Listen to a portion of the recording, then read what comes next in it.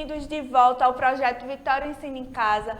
Nós estamos hoje com a nossa aula de número 1 para a turma de 7º ano de Língua Espanhola e hoje nós vamos aprender sobre o alfabeto em língua espanhola e os numerais. A gente já estudou sobre esse assunto ano passado, mas na nossa primeira aula a gente vai revisar sobre eles, tá certo?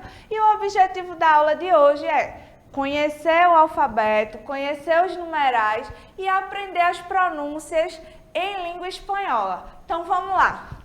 Antes de mais nada, a dica que eu quero dar para vocês é anotem tudo no caderno de vocês para que vocês possam ter como estudar depois, tá certo?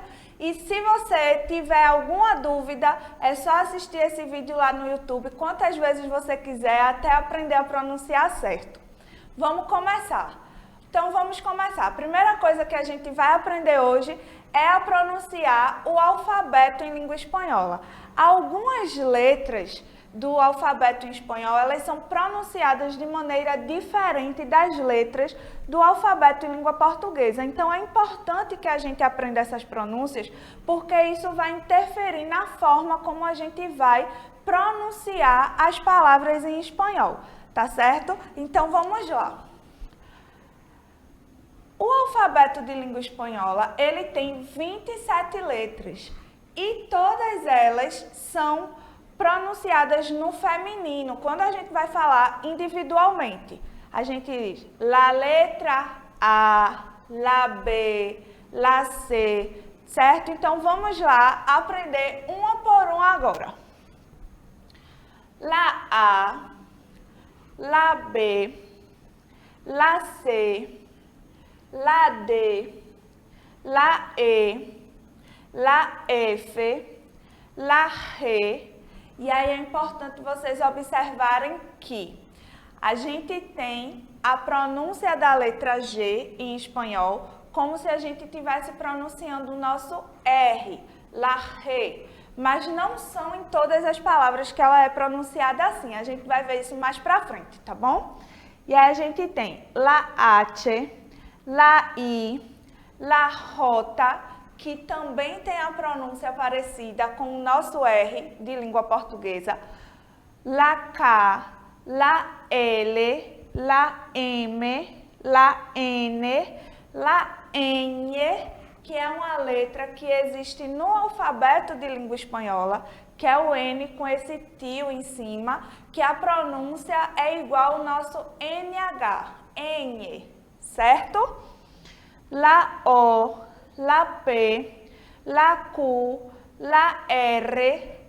Vejam, como a gente tem o J e o G pronunciado como o nosso R, certo? Mais arrastado, que a gente diz assim, la G, la E, la J, como nosso R de rato, por exemplo. O R em espanhol, a gente treme mais a língua, ele é mais forte do que o nosso português. La R, tá certo? La S, la T, la U, la V, la W, la X, la Y e la Z. Então, a letra V, nosso V de vaca, em espanhol, a gente pronuncia como se estivéssemos pronunciando o nosso B de bola. Por isso que eu não digo UV, eu digo UB, certo? Porque aí eu tenho a palavra vaca, vacaciones. Então, a gente vai pronunciar sempre como se estivesse falando a letra B do português. Vamos seguindo. Como eu havia dito a vocês, em espanhol, o nome das letras são femininos.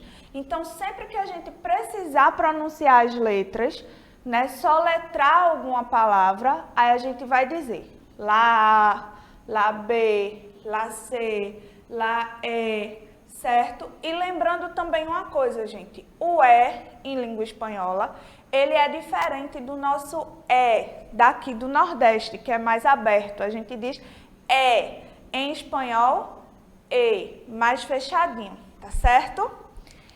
E aí a gente tem, ó, como eu havia falado para vocês, a letra G e a letra J. A pronúncia da letra J do espanhol é parecido com o R dobrado do português. Esse R dobrado é o nosso RR, certo? Então, eu tenho, ó, juguete, rabón, ramón, jardim, justiça. Então, sempre que a gente tiver a letra J, a gente vai pronunciar como se fosse o nosso R da língua portuguesa. Do lado eu coloquei o significado das palavras, porque aí você já pode aumentar o seu vocabulário também.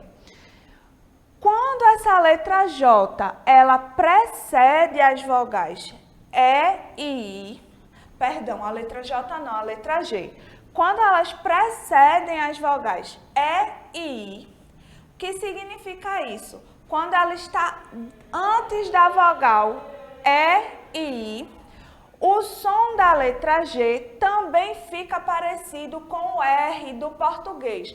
Lembra que eu tinha dito a vocês lá no comecinho que a letra G, ela em algumas situações é pronunciada igual R, e em algumas situações ela é pronunciada igual o nosso G normal de língua portuguesa. Então, ela é pronunciada como R quando ela está antes das vogais E e I, tá certo?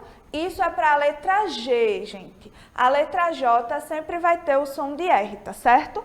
Aí a gente tem, ó, geografia, remelo, girassol, colégio, certo? E se vocês observarem, a letra G está sempre antes das vogais E e I. Nesse caso, tem som de R.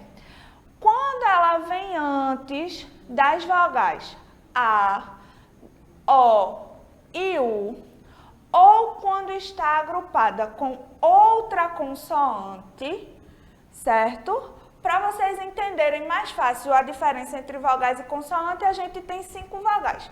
A, E, I, O, U. O resto que sobra do alfabeto é consoante, tá certo? Para ficar mais fácil da gente aprender. Então, quando a letra G vem antes de A, O e U, ou está perto de alguma outra consoante, ela fica com o mesmo som que a gente tem em língua portuguesa.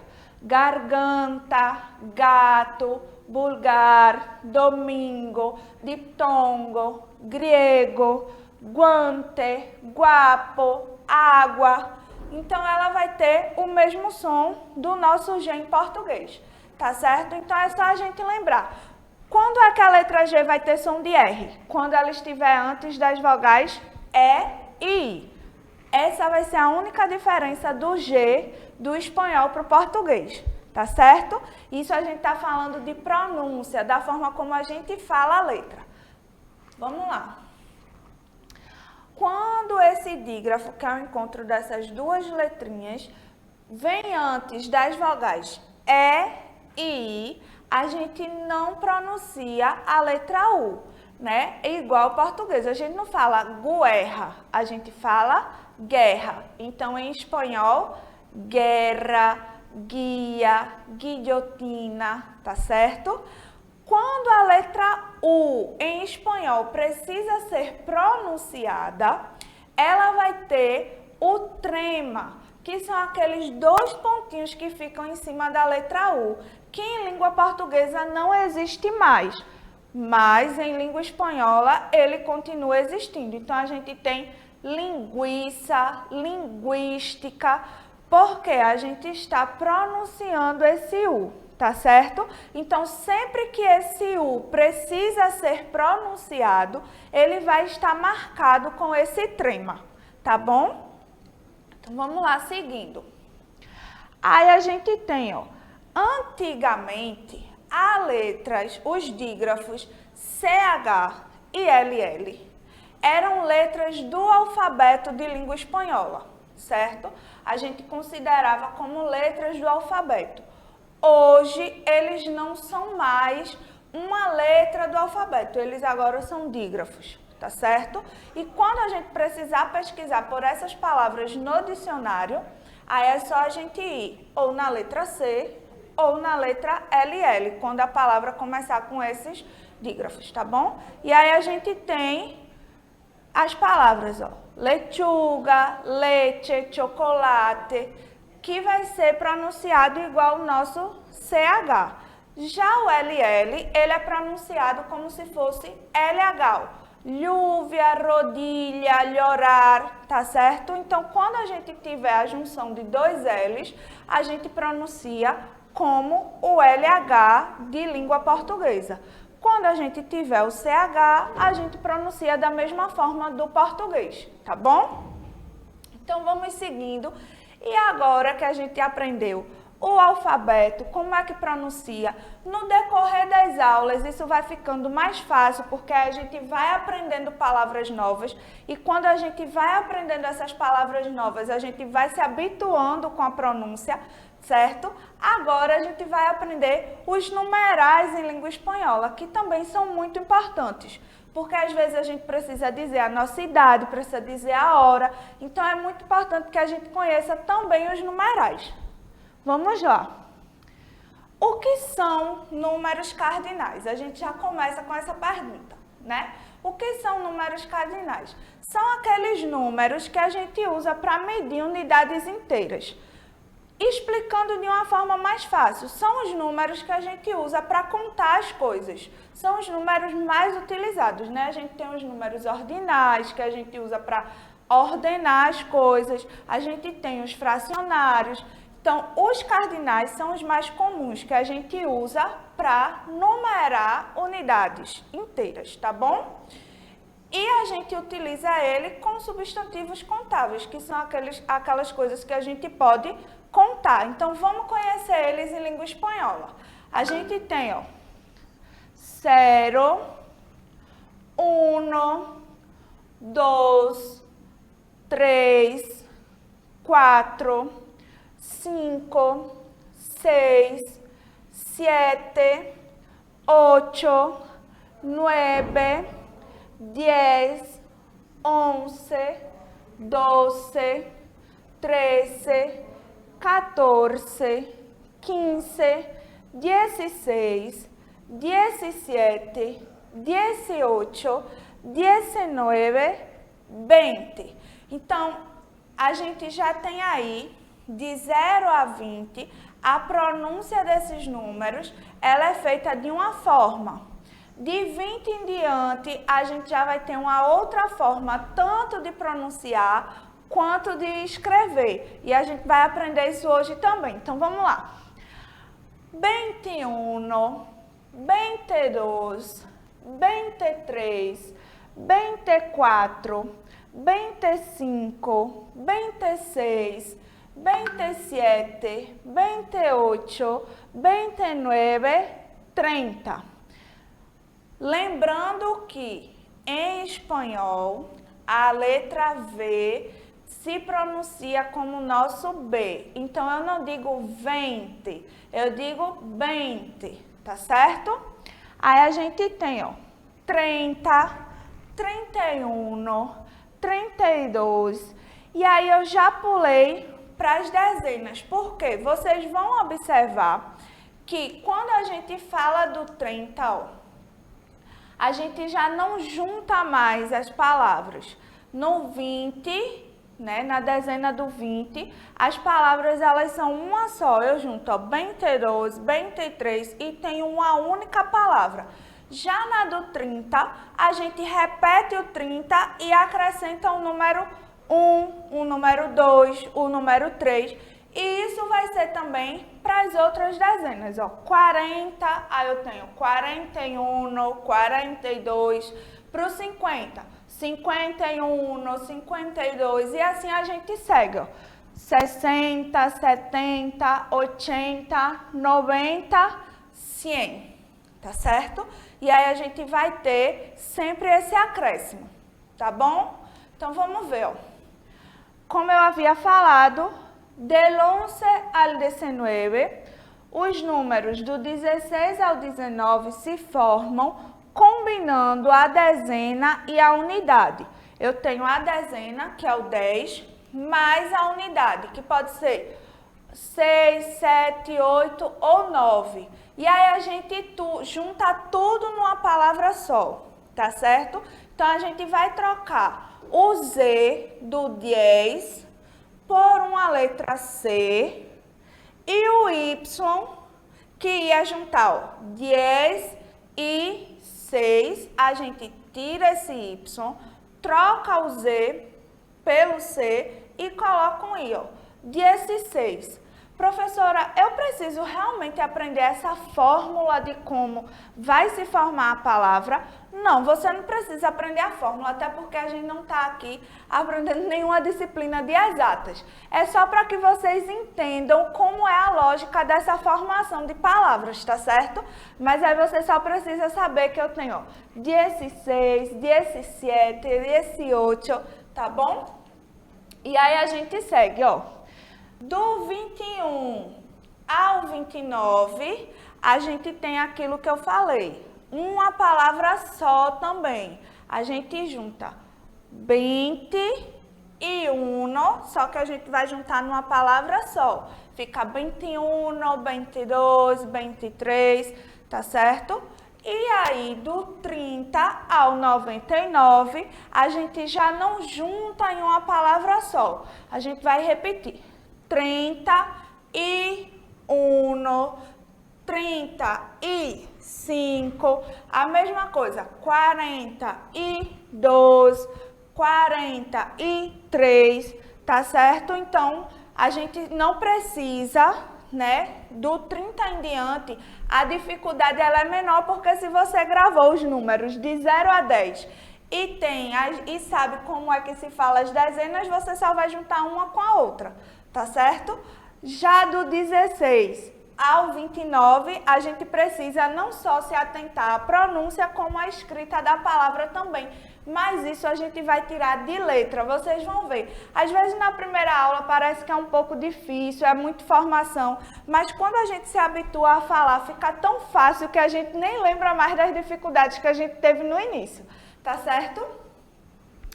E aí, quando a gente tem que a gente vai chegando nas centenas, 200, 300, 400, a gente não vai estudar isso agora totalmente, a gente vai estudar isso mais pra frente, mas aí eu já trouxe para vocês irem se familiarizando, certo? Eles são escritos, né? A gente tem o ciento, que significa 100, e aí a gente tem, ó, 200, 400. Só que nem todos seguem essa lógica, ó. 500 eu não tenho 500, certo? Mas eles são bem parecidos com o português também, né? A gente, quando eu digo 200, ele me lembra o 200 de língua portuguesa. Las centenas del 200 al 900 concuerdan en género con el sustantivo al que acompañe. O que significa isso? Do 200 ao 900, quando a gente for falar assim, eu tenho 200 árvores plantadas no meu jardim. Então, se são árvores, eu tenho 200, certo? Ele sempre vai concordar com o substantivo a que a gente está se referindo. Em espanhol é a mesma coisa, ó. São 230 árvores. Por que 200? Porque em espanhol, árvore é um substantivo masculino, tá certo? E isso, claro, que a gente vai sempre estar vendo aqui, a gente vai estar sempre estudando, porque toda vez que a gente estiver lendo um substantivo, aprendendo sobre o substantivo, aí a gente vai vendo qual é o gênero dele, como é que eu escrevo uma frase ou como é que eu pronuncio uma frase com aquele substantivo, tá certo? E aí, ó, a gente tem para o número 1 as diferentes possibilidades de falar o numeral 1 em língua espanhola de acordo com o lugar onde ele está. Ó, eu tenho aí, que vez? Veo um monstro. Ou, quando eu tenho com feminino, veo una calabaza, certo? E aí a gente precisa entender que existe uma diferença entre numeral e o artigo indefinido, tá certo? O artigo indefinido a gente tem unos, una e unas. Como numeral a gente tem uno, tá certo? Mas, de acordo com como ele estiver posicionado na frase, a gente pode escrever ele de forma diferente também, tá bom? Então, eu espero, gente, que vocês tenham gostado da nossa primeira aula, que já tenham aprendido um pouco do vocabulário básico e nas próximas aulas a gente vai ampliando esse vocabulário, porque no final do ano vai estar todo mundo já sabendo falar alguma coisa de espanhol, tá certo? Espero vocês na próxima. Tchau!